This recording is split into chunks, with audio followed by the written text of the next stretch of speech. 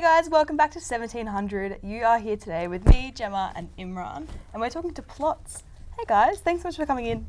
Hey, how you doing? G'day. Maybe start by telling us a little bit about how Plotz came to be. Cool.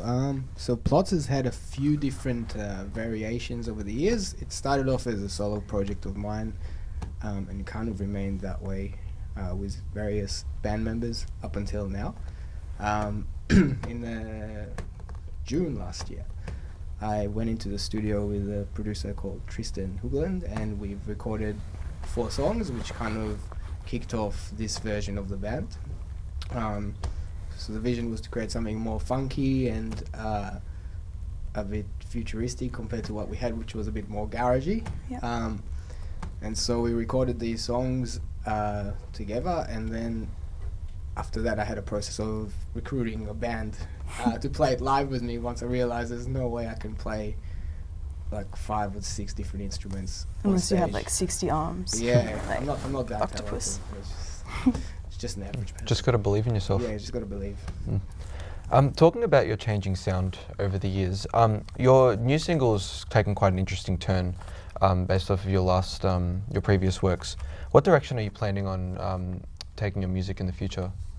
I think we're trying to kind of merge both worlds that Plotz has been living in. So we've had a bit of a soul 60s garagey vibe, but we're trying to take that into the kind of darker futuristic vibe that we've had with the latest single, and with a song like 30 Men, which we played just before, which is kind of incorporating different elements.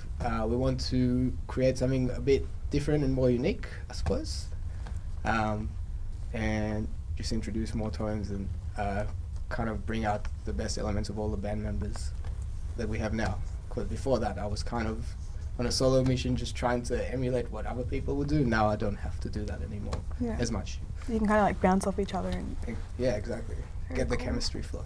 That's right, that's what they say.